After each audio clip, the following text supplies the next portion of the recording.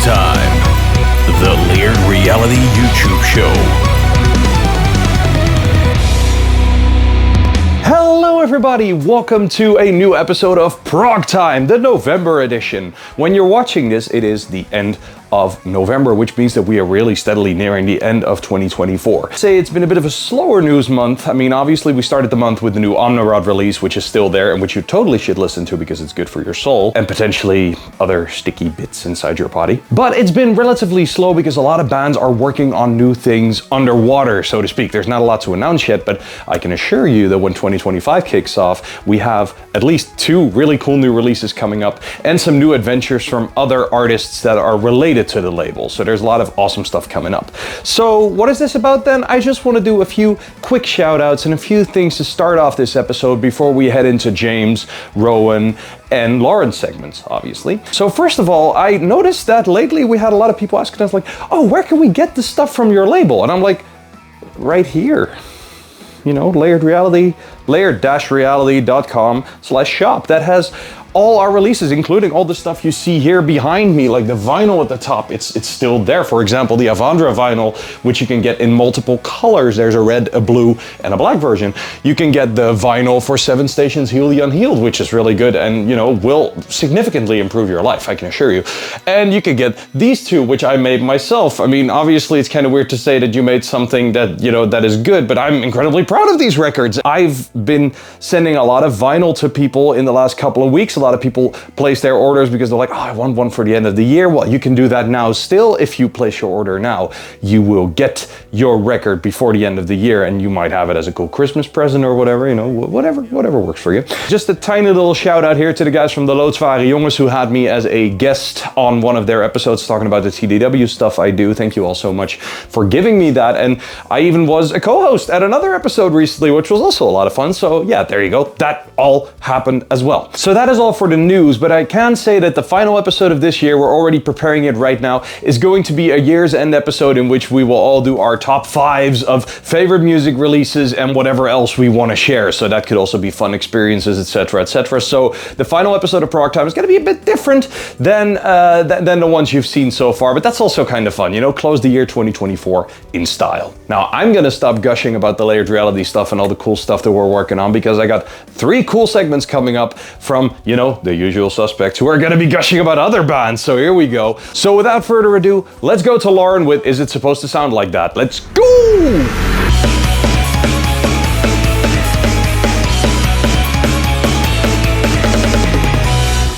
Hey everybody, it's Lauren Holly from Layered Reality Productions with this month's episode of Progtime, where I decide to delve into various albums that I feel have what is called a prunk quality to them, or a progressive punk. I like to make things difficult for myself if you haven't already noticed that before. This month's episode, I'm going to focus on a band hailing from New York since 1995 with 13 albums in total, 10 studio albums and 3 live albums, and that band is none other than Coheed and Cambria. 'Cause when you open that door, you knew when now there be no return.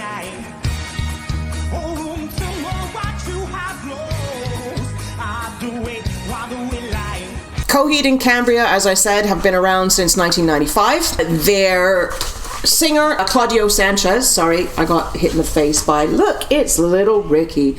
Their singer, Claudio Sanchez, has written a whole bunch of concept albums. Actually, every single album of Coheed and Cambria, apart from 2015's The Color Before the Sun, are actually linked to the story of Coheed and Cambria, which has actually been turned into a comic book and a novel as well, based on the story The Amroy Wars. You're probably thinking, a concept album, oh, fantastic, I won't be able to understand it, it's going to be totally convoluted and ridiculous. It's not, actually. He has put down the story of Coheed and Cambria almost to akin like the story of Star Wars. Like, Luke Skywalker and Princess Leia. Coheed in this story being the husband and Cambria being the wife. I think if the Empire had gone down that road, it might have been a slightly different story, and I probably would have been scarred for life as a child. The album that I decided to choose out of that load of concept albums is actually 2007's album, Good Apollo, I'm Burning, Star 4, Volume 2, No World for Tomorrow. This just gets shortened down to No World for Tomorrow. I actually really liked The Hound, and I'm going to say, if anything, it's not a classical punk influence. He has cited his influences in the past to be bands that are very well known for most of us. Things like Iron Maiden, Queen, Led Zeppelin, The Police, more from what he quotes his father's era of music. However, where I feel the punk influence comes in is he's obviously been listening to a lot of Bad Brains and a lot of Misfits, but the most heavily influencer band in the writing style and the musical style that I think Coheed and Cambria can definitely be attached to is Mike Patton's Faith No More. The album itself is, I think, more on the pop punk side, more on the emo-y side. Feathers and Running Free both have that quality of sort of soaring lyrics, the emo feeling of where you are just in a car singing your guts out somewhere. In my case, that would be singing my guts out really badly. Little bit of progressive. It is complicated in parts.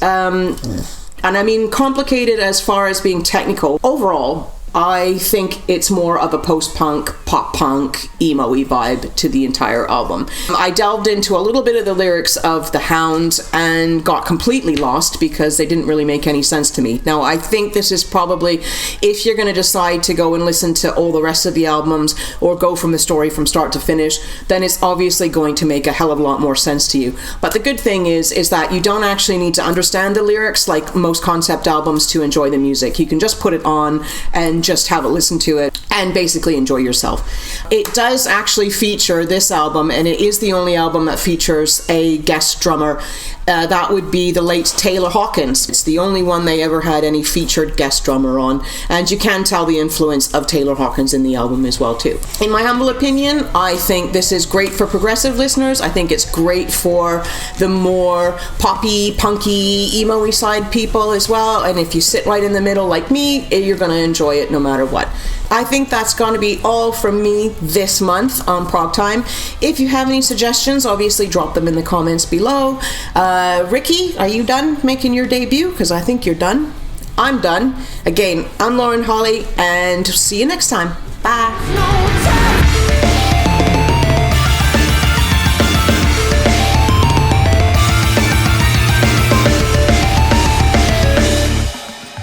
Good evening. Thanks for watching Progtime. I am Progfessor Rowan, and welcome to my laboratory. This month, I would like to speak with you about a band called Isle of the Cross.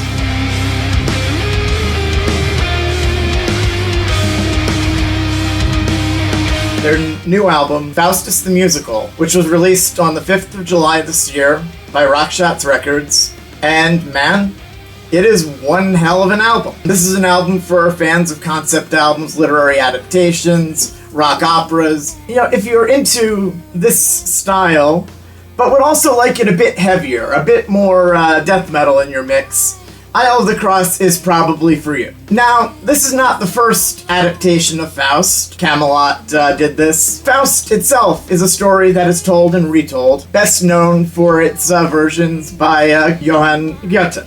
This album features 5 singers, a narrator, and a production job by none other than Joost van den Broek, best known to Aeronauts as Mr. Lull. So this album is a tight, hour-long adaptation that goes beyond a literary adaptation. In a certain sense, yes, it could be best called a musical. Highly dramatic, and in some cases feature something that should be found in metal more often, you know, a rather intense, fast-paced harpsichord solos. Now, this album is virtually tied for Album of the Year in my own personal rankings. There are 115 albums currently on this list. Seeing as it's virtually tied with Aerion's Live Beneath the Waves, I can confidently say that this is one of the best, if not the best, new release of the year. Go check it out. You'll probably enjoy it. Until next time, I am Progfessor Rowan, and this has been my laboratory.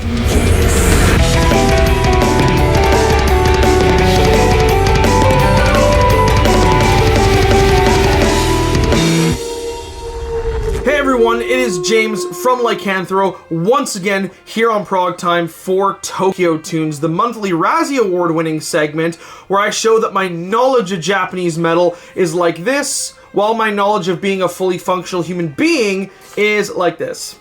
I hope you guys enjoyed Doll's Box last month, and I hope you guys got something out of it. But this month, I'm going to be talking about a band that is equal parts symphonic mastery, very catchy and memorable melodies, and a rhythm section that would make Geddy Lee go into convulsions. I'm of course talking about the majesty that is East of Eden.